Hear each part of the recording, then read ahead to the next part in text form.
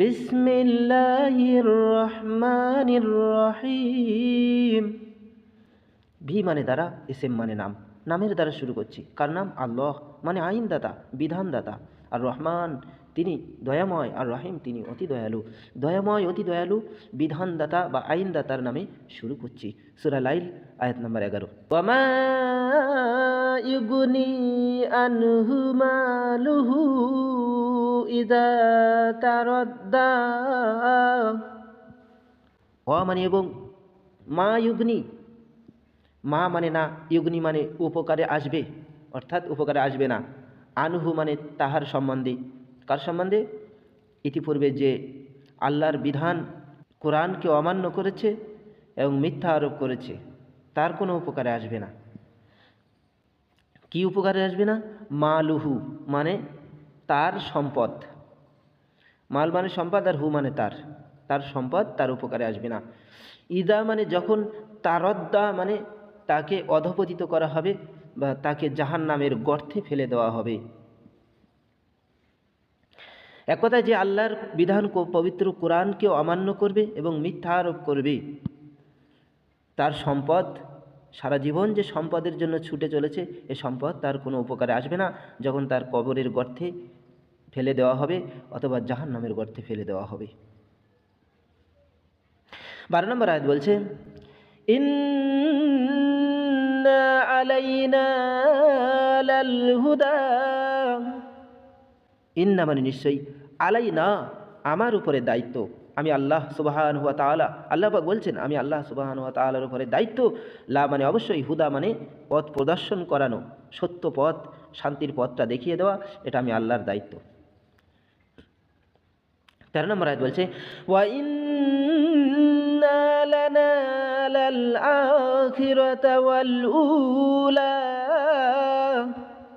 ওয়া ইন্না, ওয়া মানে এবং, ইন্না মানে নিশ্চয়ই, লানা আমার দায়িত্বে আছে, আমার অধীনে আছে, লাল আখিরা অবশ্যই পরকাল, পরকাল আমি আল্লাহর অধীনে আছে, ওয়াল উলা এবং ইহকাল। ওয়া মানে এবং, উলা মানে আগের, পূর্বের, অর্থাৎ ইহকাল, ইহকাল পরকাল সব আমি আল্লাহর অধীনেই আছি, আমি আল্লাহর হুকুমেই চলে, আমি আল্লাহর দায়িত্বেই চলছে এবং চলবে। 14 নম্বর আয়াত বলছে, ফাআনজারতুকুম নারান তালাজ্জা। ফা মানে সুতরাং, আনজারতুকুম আমি তোমাদের সতর্ক করছি, ভয় প্রদর্শন করছি, ভয় প্রদর্শন করছি। নারান মানে আগুনের, তালাজ্জা মানে প্রজ্বলিত, প্রজ্বলিত আগুনের ভয় প্রদর্শন করছি বা সতর্ক করছি। 15 নম্বর আয়াত বলছে, লা ইয়াসলাহা ইল্লাল আশকা।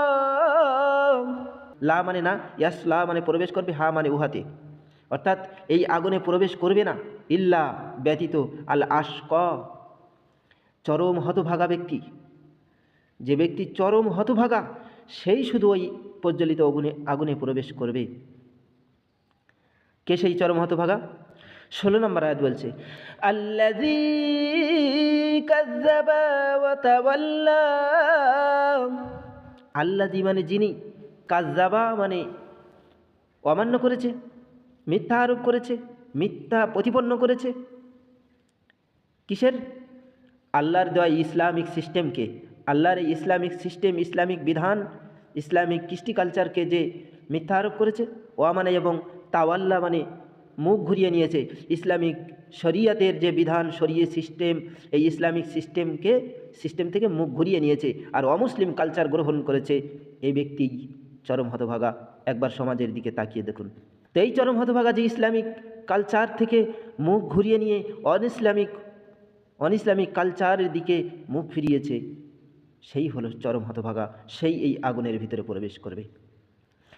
17 নম্বর আয়াত বলছে, ওয়াসায়ুজান্নাবুহাল আতকা। ওয়া মানে এবং, সায়ুজান্নাবু দূরে রাখা হবে, হা মানে এই জাহান্নাম থেকে, এই জাহান্নাম থেকে দূরে রাখা হবে কাকে?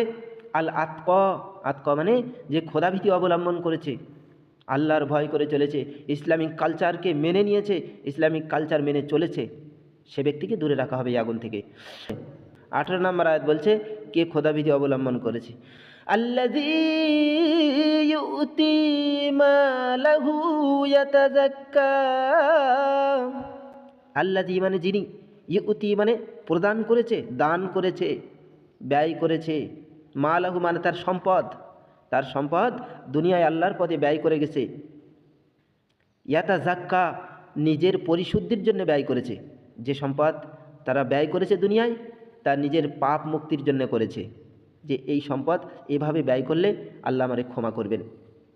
19 নম্বর আয়াত বলছে ওয়ামা লিআহাদিন ইনদাহু মিন নি'মাতিন তুজজা, মানে এবং মা মানে নেই, লিআহাদিন কারোর জন্যে, ইনদাহু তার নিকটে, মিন নি'মাতিন কোনো অনুগ্রহ, তুজজা মানে প্রতিদান দেওয়ার মতো। অর্থাৎ পৃথিবীর কোনো মানুষের অনুগ্রহ করার জন্য সে অর্থ ব্যয় করেনি, পৃথিবীর কোনো মানুষের জন্য সে অর্থ ব্যয় করেনি, পৃথিবীর কোনো মানুষের অনুগ্রহের জন্য সে অর্থ ব্যয় করেনি। তবে কী জন্য ব্যয় করেছে? 20 নম্বর আয়াত বলছে ইল্লা ইবতিগা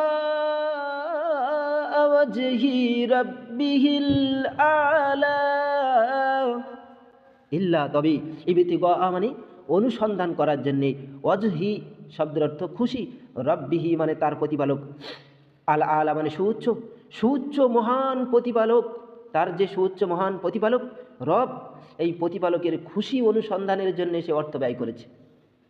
দুনিয়ায় কোনো মানুষের মন জয় করার জন্য সে অর্থ ব্যয় করেনি। 21 নম্বর আয়াত বলছে ওয়ালা সাউফা ইয়ারদা,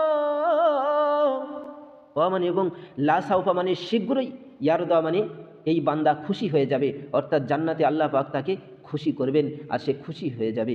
আল্লাহ পাক আমাদের লাইলের 11 থেকে 21 নম্বর আয়াতে আমরা যে শিক্ষা পেলাম তা হলো ইসলামিক কালচার যে অমান্য করবে, নন ইসলামিক কালচারকে যে গ্রহণ করবে, এই হলো চরম হতভাগা এবং তাকে প্রজ্বলিত অগ্নিতে নিক্ষিপ্ত হতে হবে, যা আজ সমাজে সর্বোচ্চ হারে মানুষের ভিতরে রয়ে গেছে।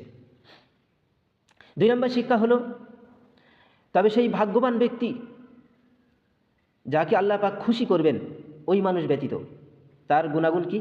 তার গুণাগুণ হলো সে দুনিয়ায় যে অর্থ ব্যয় করবে সে অর্থ মানুষের খুশির জন্য করবে না, সে তার পাপ মুক্তির জন্যে এবং তার রব, তার প্রতিপালক যিনি, তাকে তার খুশি অনুসন্ধানের জন্য সে অর্থ ব্যয় করবে।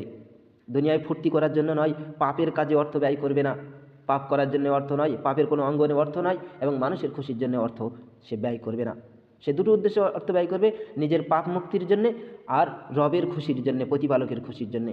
তাহলে সে শীঘ্রই খুশি হতে পারবে জান্নাতে। আল্লাহ পাক আমাদের বুঝদান করুন। প্রিয় ভাইরা একবার চিন্তা করে দেখুন, প্রিয় ভাইরা একবার চিন্তা করে দেখুন আপনার কষ্টের অর্থ আপনি কিভাবে ব্যয় করছেন, কোথায় ব্যয় করছেন, কোন অঙ্গনে ব্যয় করছেন, কাকে খুশির জন্য ব্যয় করছেন। আল্লাহ পাক আমাদের বুঝদান করুন। শেষে একটা রিকোয়েস্ট, চ্যানেলটি সাবস্ক্রাইব করুন যারা ইউটিউবে দেখছেন, আর যারা ফেসবুকে দেখছেন পেজটি ফলো করুন, লাইক কমেন্ট শেয়ার করুন।